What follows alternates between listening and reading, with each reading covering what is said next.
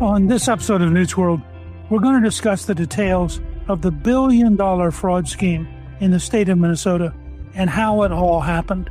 How could one state lose this much money through social service programs while going unchecked? My guest today has written about Minnesota's fraud for the Manhattan Institute City Journal in an article co-authored with Christopher Rufo. Quote, "The largest funder of Al-Shabaab is the Minnesota Taxpayer," which is available now at city-journal.org.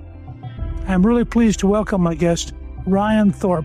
He is an investigative reporter at the Manhattan Institute.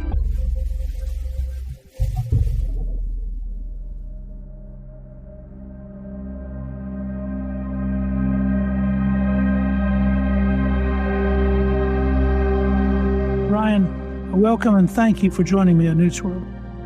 It's great to be here. And then let me say to everybody that I think the paper that Ryan and Chris wrote is astonishing. And as you listen to this podcast, you'll understand what an extraordinary story they've helped put together and how truly this is a wake-up call for the United States at a lot of different levels. But let me give you a brief overview of the fraud scheme because, frankly, it's sufficiently complicated. I had to go back and reread various things several times to begin to realize the real depth of it. The fraud scheme began with a Minnesota-based nonprofit organization called Feeding Our Future. Their goal was to help feed children during the COVID pandemic shutdowns when food-insecure children were not going to school. The result was they set up several feeding sites by partnering with local businesses. The only problem was kids weren't actually being fed by these sites, but the state was being billed as if they were. And what's worse, the owners of the businesses reimbursed for invoices for feeding children were actually spending the money on luxury cars, houses, and real estate projects overseas. Then a second program emerged, the Housing Stabilization Services. Hundreds of providers were reimbursed for assistance they claimed to have provided to people at risk for homelessness, though federal authorities said those services were just not provided. In yet another Minnesota program meant to provide therapy for autistic children, prosecutors said providers recruited children in Minneapolis' Somali community, falsely certifying them as qualifying for autism treatment and then paying their parents cash payments as kickbacks for their cooperation. The amount of money stolen is nearing $1 billion. Remember, this is just for the city of Minneapolis. You would think at $1 billion that should be nationwide, but it's not. And Minnesota has now announced that they're putting a pause on 14 other social services programs to evaluate them for fraud. So now, Ryan, given that background, first of all, what was your reaction when you first encountered this? It was astonishing. We had been talking about doing some reporting on waste, fraud, and abuse in government programs kind of writ large. We clued into Minnesota as perhaps being a good location for some on-the-ground reporting, given some of the indictments that we were seeing coming down. But when I really dove into this and started to piece together the scope of the fraud in the state of Minnesota, it was absolutely astonishing. And very quickly, the other thing that became apparent to me was that when you're looking at these fraud rings, they have been heavily concentrated in the state's Somali community. But reviewing kind of mainstream media coverage or even statements from progressive politicians, it just seemed like this was an inconvenient fact that no one was either able or willing to confront. And so those two elements of this piece struck me right away and signaled to me that this was going to be fertile ground for some investigative reporting. How did you and Chris first discover the story?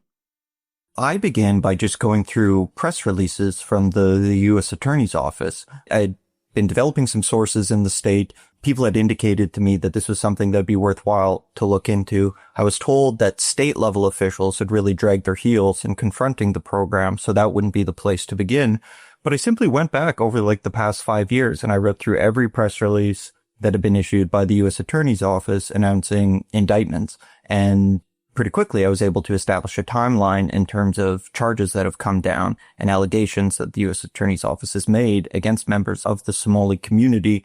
And then from after that, it really focused on developing additional sources. So we started cold calling people associated with counterterrorism, with law enforcement. And we were able to develop a number of people who were willing to speak to us, who had looked into this, had a certain area of expertise on this topic, and were willing to feed us some information.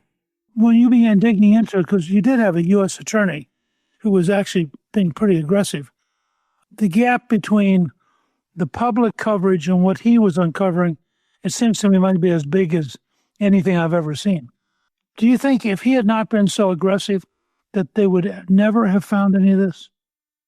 It's certainly quite possible. So one thing I would say is that there have been people, and I would say people kind of more associated with the political right in the state of Minnesota, who have been trying to do good work on this and have been doing good work and trying to raise alarm bells, but it simply wasn't punching through into kind of a more mainstream conversation for a number of different reasons. But given the fact that the progressive political establishment, I would say the mainstream press corps, was just simply, from what I can tell, turning a blind eye to this massive issue. If it wasn't for the work of the U.S. Attorney's Office, breaking up these fraud rings, charging people, and also coming out at some press conferences with some really strong statements, I think it would have been much easier for the establishment to ignore this.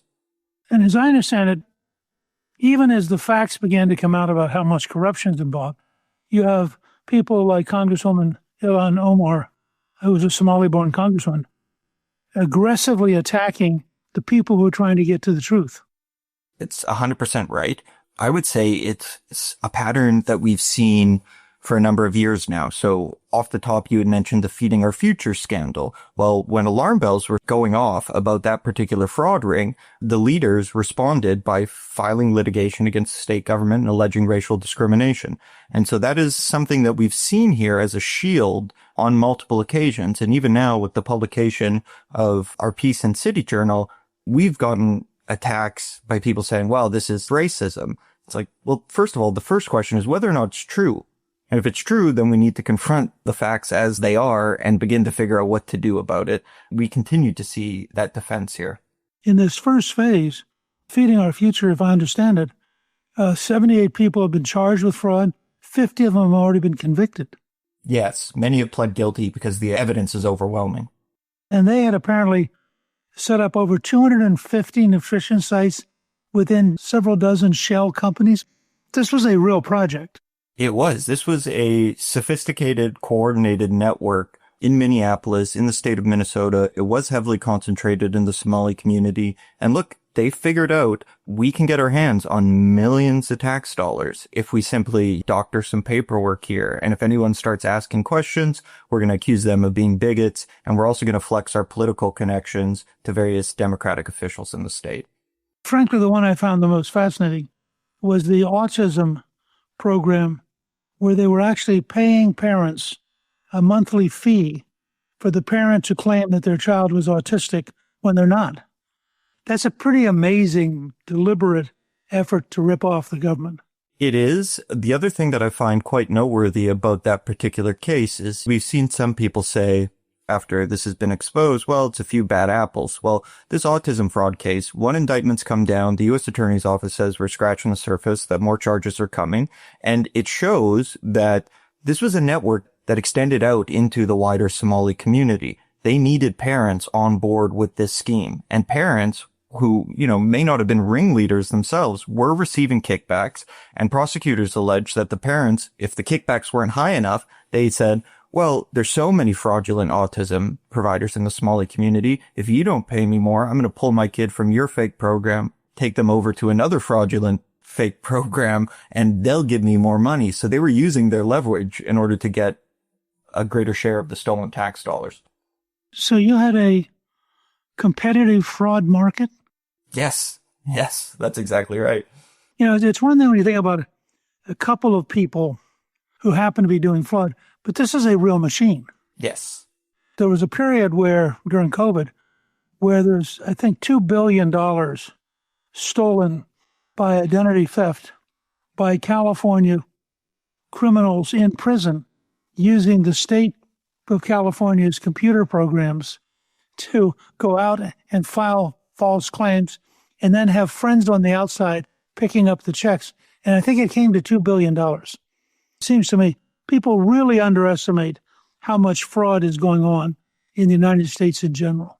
I think that's true. The situation in Minnesota seems quite bad. Where it stacks up nationally, well, that's very difficult to say. The reality is we don't even know the true dollar figure in the state of Minnesota. From what I'm hearing, it's very safe to say billions of dollars, but final price tag, unsure of at this point.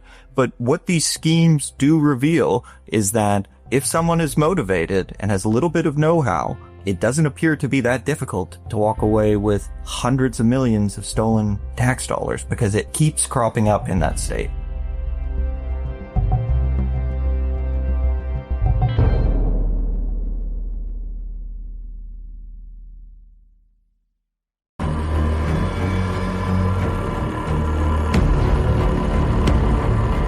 Well, if you look at it, the Feed Our Future program jumped from $3.4 million in federal money in 2019 to $200 million 2 years later in 2021. Now, you would have thought somebody would have looked and said, with that scale of growth, something's happening that we need to really dig into. But apparently they just ignored it. I think that's spot on. I think they did look the other way, and I think that's a consistent pattern we see here in regards to all of these fraud scams. You see expenditures skyrocket over a very short number of years, which should be setting off, major alarm bells for the people who are responsible for keeping an eye on the public purse and overseeing and administering these welfare programs. But they did not crack down on this. It was allowed to fester. I also think you mentioned the COVID-19. I think that's a very important moment here. I think that these issues predate COVID in the state of Minnesota, but were allowed to fester. And then you get COVID, you have more money going out the door than ever. You have progressive politicians saying, well, this is an emergency. We can't worry about checks and balances right now. We simply need to get money into the hands of people who need it. And so because this problem had been allowed to fester before then, it just accelerates during the pandemic. Ryan, isn't it true that there have been a very large number of potential whistleblowers who have complained publicly that the Minnesota government, in fact, knew about this and did nothing about it, but that, in fact, it clearly was there and it clearly was being ignored or covered up by Tim Walz's administration? Hasn't that been an allegation by people who actually are in the bureaucracy? Yes. So there is a significant minority, I would say. We're talking hundreds of employees within DHS in the state of Minnesota who have been trying to raise concerns for a number of years now. They've taken to various social media platforms to publish allegations against the government. And what they allege is that we've been trying to clean up the fraud and to expose the fraud internally within the state government for a very long time, but that political officials have been turning a blind eye and also retaliating against them. And then one other thing that's somewhat related that comes to mind is that during the Feeding Our Future scam, there were concerns raised among bureaucrats by just how rapidly this nonprofit was expanding, both in terms of the sites that it was administering and the total amount of taxpayer dollars it was therefore getting access to. And the ringleaders of this fraud ring, they made public allegations of racism. They coordinated protests. They also filed a lawsuit alleging racial discrimination against the state government. And subsequently, we've had an oversight report that was actually published not too long ago that looked into that and was able to get access to, internal correspondence. And it proved that the response from the state government, given the kind of social context they were in at that time, their response was impacted by worries about being seen as racist if they were to crack down on this fraud, given the, identities and nationalities of the perpetrators. How much of this sooner or later comes to Governor Tim Walz's administration? How much responsibility ultimately does his administration bear for allowing $1 billion in fraud? Well, he's the governor. Most people who are in that position would probably admit in their honest moments, like the buck stops with me. They are the people who are overseeing these programs. This has all happened on their watch. And I've spoken to a number of counterterrorism law enforcement folks who say, look, there is a law enforcement solution here. We need to keep doing investigations. We need to keep bringing charges. But at the end of the day, there's so much fraud that there needs to be a change on the policy side of things. We have to stem the tide of this and not just expect law enforcement to clean it all up after the fact. And so if there's going to be a significant change on the policy side, I think that comes from political change, which means Minnesotans are going to have to decide at the ballot box whether or not they're okay with what's been going on, because they should be absolutely outraged at the extent to which they've been taken advantage of. As an example of the systemic problem, you described the Housing Stabilization Services program as, quote, almost designed to facilitate fraud. What were the things in the program structure that made it so vulnerable to abuse? They specifically designed it to have very loose criteria in terms of people that it would apply to, and they wanted, again, specifically, low barriers for reimbursements. So when you write the rules in such a way as you're trying to make this program accessible to as wide of a number of people as possible, and you also are putting in very minimal requirements in terms of how they get money released to them, and then you launch this program in the context of which you already know you have a significant fraud problem in the state, it is unsurprising that pretty quickly costs skyrocket. The program spirals out of control. U.S. attorney comes out and says, I think there's more fraud going on here than there is legitimate services. And then the government has to come in and shut the whole thing down. To what extent are the same people involved in all three? So the individual charged in the autism fraud, she was also indicted in the Feeding Our Future scam. These are overlapping networks is how I've heard it described. So there are people who have gotten in on multiple of these grifts. Now, the other thing I think that's important to note is that these are the three major fraud rings exposed to date. From what I'm hearing, this is the tip of the iceberg. They have had a lack of resources. Even though the U.S. Attorney's Office has been doing really great work, I don't think that they've had the resources they need in order to get to the bottom of this. So I think we'll see additional connections grow as more prosecutions come down.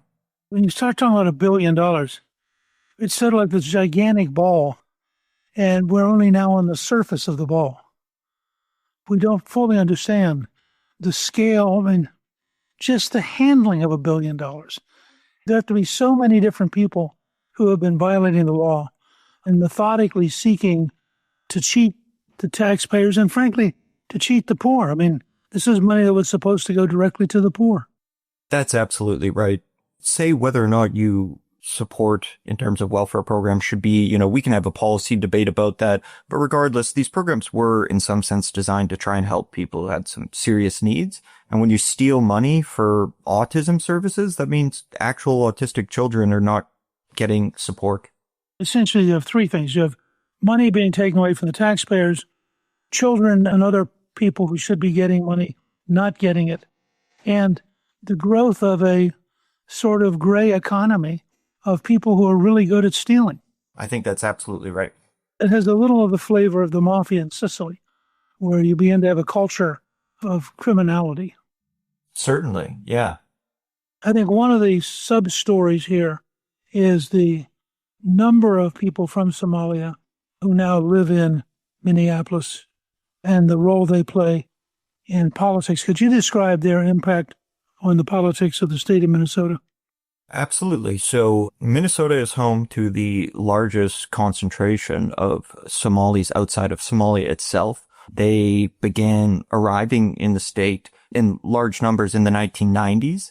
At this point, I've seen estimates kind of on the low end, 80,000, some people indicating perhaps upward of 100,000. But this is a very sizable voting bloc in the state. And the other thing I would say is that they've really established some strong political connections in the state. So even looking at the Feeding Our Future scam in particular, several individuals who were involved and indicted had donated to Ilhan Omar or appeared with her publicly. Omar's deputy district director had advocated on behalf of the fraud ring. Omar Fatah, who's a former state senator, recently ran for mayor of Minneapolis and finished second. He had gotten involved with lobbying on behalf of the program. And one of the indicted was a senior aide to Minneapolis Mayor Jacob Frey. And so what that demonstrates is they really have established significant political connections, and the sources that I've spoken to in the state have indicated that,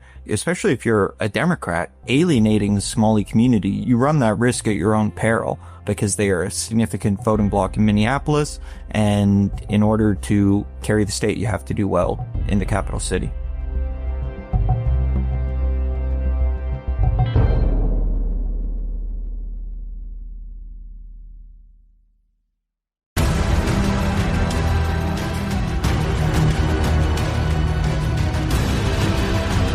I noticed that 4 Republican congressmen in the state had written a pretty strong letter. Tom Emmer, of course, is the Republican whip, which is the third highest position in the House on the Republican side.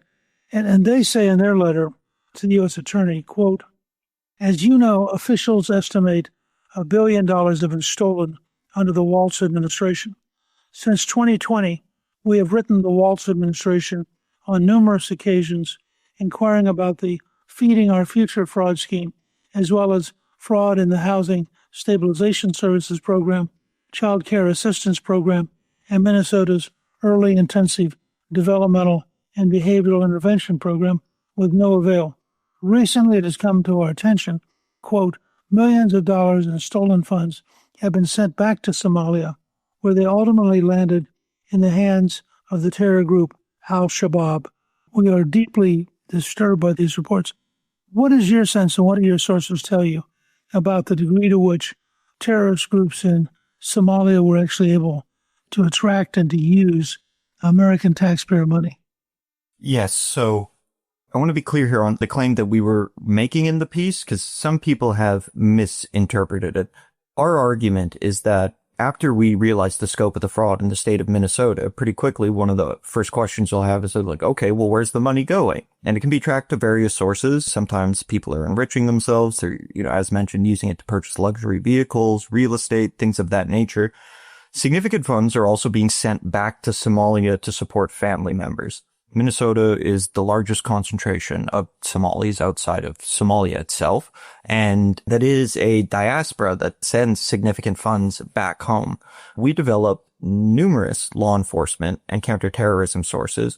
One individual in particular had served on the JTTF in Minneapolis for many years, and what these sources confirmed to us was that as this money is getting sent back to Somalia, it is primarily going through Hawala networks, which are informal money transfer networks that are prominent in Islamic countries, in countries that don't have traditional banking sectors like we would see here in the West.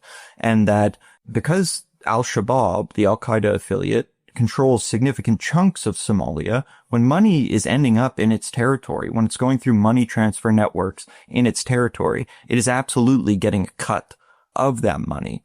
So our claim is not that these fraud rings were specifically ripping off American taxpayers in order to fundraise for Al-Shabaab, but that inadvertently tons of this money has ended up in their coffers, which is obviously a serious problem, and it has national security implications as well. Don't these historically traditional but very, very private banking networks essentially make it impossible to apply the normal patterns we use with traditional banking to try to trace money? That's absolutely correct. And the investigators that we've spoken to have indicated to us that, one, this is something that we know is going on, but two, in terms of bringing a criminal indictment in regards to this behavior, it is extremely difficult. And so these are, in some sense, dark money networks. It becomes very difficult to trace exactly where these funds are going. Well, in that sense, do we need a new law that applies the same money tracking capabilities to these networks that we apply to American banks? I think that this is yet another problem that this story exposes, where we do need to kind of go back to the drawing board from a policy standpoint and try to come up with a solution of that nature. Because yet again, this is a situation where, at least from the criminal investigators that I'm speaking to, they're saying, our hands are somewhat tied on this issue. And I think that's because we currently don't have any law which requires these groups to conform to any kind of reporting. They're historically, by definition, secret. It becomes a real cultural fight to suggest that we have an overriding interest. I was fascinated by the story in part because I'm working on a general proposition that bureaucratic big government socialism simply has a massive propensity towards corruption, whether it's in Chicago, Minneapolis, New York, the entire emergence for a while of the green industries where the U.S. government was passing out money to people who would then magically go bankrupt having got the money. One of the books I've been really touting is by Chris Pabst called The Failure Factories, which is a study of the Baltimore city schools in which at least 40% of the students cannot read or write. When they graduate, it's the third most expensive school system in the country. When I read it, it hit me that in a very real sense, if you have a large school system certifying that, for example, a student has been in class when in fact they'd never been in class. They had some students who they interviewed who had never, ever gone to class, but were counted on the rolls for the purpose of getting money. That's fraud. It's really parallel to the Minneapolis situation. It turns out we have a really, really bright young assistant named Derek, and Derek has taken on Chris's assignment and has done an initial, very surface level look at New York, Chicago, Los Angeles, Indianapolis, Minneapolis, and St. Paul. And again, you'll have very expensive bureaucracies that are simply not delivering. And their conclusion, this was part of what Pabst finally decided after 8 years of work, that the systems have concluded they can't actually teach, but they can lie about it. And so if they methodically lie about it, they'll get paid as though they were teaching. Absolutely. And you're right to point out the parallels in Minnesota.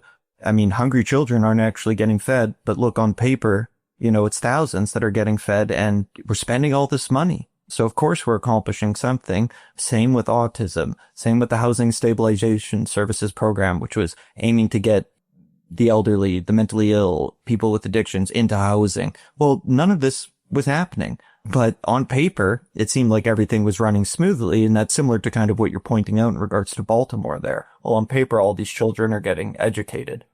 I think that the Office of Management and Budget should be directing all of the federal agencies that are involved in giving out money to do this kind of forensic analysis to decide whether or not, in fact, we're paying for an amazing amount of dishonesty and theft and corruption. I'm curious, where do you go from here? I mean, you've sort of scratched the surface of what may be the biggest corruption and fraud story in American history. And I know this is part of your general interest nationally in the topic. Where do you guys go from here? Well, I think that there are still some unanswered questions on the ground in Minnesota. I had done some on-the-ground reporting in the state for this story. Perhaps I will be back at some point in the near future. I mean, in particular, I think the main kind of unanswered question in Minnesota at this point is, how was this allowed to go on for so long? We have some idea, we have some insight into that, but I do think that there are some serious unanswered questions there, and there needs to be a real accounting of when were the alarm bells first raised, when did various government officials become aware that they had a problem, what steps were taken to address it. So I think that there's more to push on there. I also think that it's highly unlikely that's the only state in the union that is dealing with a problem like this. And so I would be interested in doing some digging into whether or not there are similar patterns emerging in other jurisdictions, and we perhaps might be able to take what we've learned in Minnesota and apply it in some other areas and compare what's going on in different places. Well, I think in that sense, you can be an enormous asset in setting up for the federal government kind of a framework for what you look for and what questions you ask And I have a hunch that we will be astounded at the amount of total corruption and fraud that we discover, certainly in Medicare and Medicaid, but again and again in housing programs and the various green programs. Being the number of people who got money in the worthy cause of the environment, who then just went out and went bankrupt, but kept the money. It's an absurdity. So I would get very excited because I realize that the City Journal and the Manhattan Institute are centers of really intelligent, hardworking analysis. And I think that by you doing it, you really move the seriousness of this issue very dramatically. I mean, that's certainly our hope. And at least in regards to the Minnesota story, it's been very gratifying to see the way that this has caught the public's attention, because now it is impossible for folks to ignore. Whether or not they want to quibble with us on some details of our reporting, that's all fine. But the reality is everyone is now acknowledging that this is a $1 billion problem in the state, and that's progress. I want to thank you for joining me. And I want to remind people that your article co-authored with Christopher Rufo, the largest funder of Al-Shabaab, is the Minnesota Taxpayer, is available now at city-journal.org. And our listeners can follow the work you're doing at the Manhattan Institute. But this has been really, really helpful, and I appreciate you doing it. It was a pleasure to join you today. Thank you to my guest, Ryan Thorpe. Newt's World is produced by Gingrich 360 and iHeartMedia. Our executive producer is Garnsey Sloan. Our researcher is Rachel Peterson. The artwork for the show was created by Steve Penley. Special thanks to the team at Gingrich 360. If you've been enjoying Newt's World, I hope you'll go to Apple Podcast and both rate us with 5 stars and give us a review so others can learn what it's all about. Join me on Substack at gingrich360.net. I'm Newt Gingrich. This is Newt's World.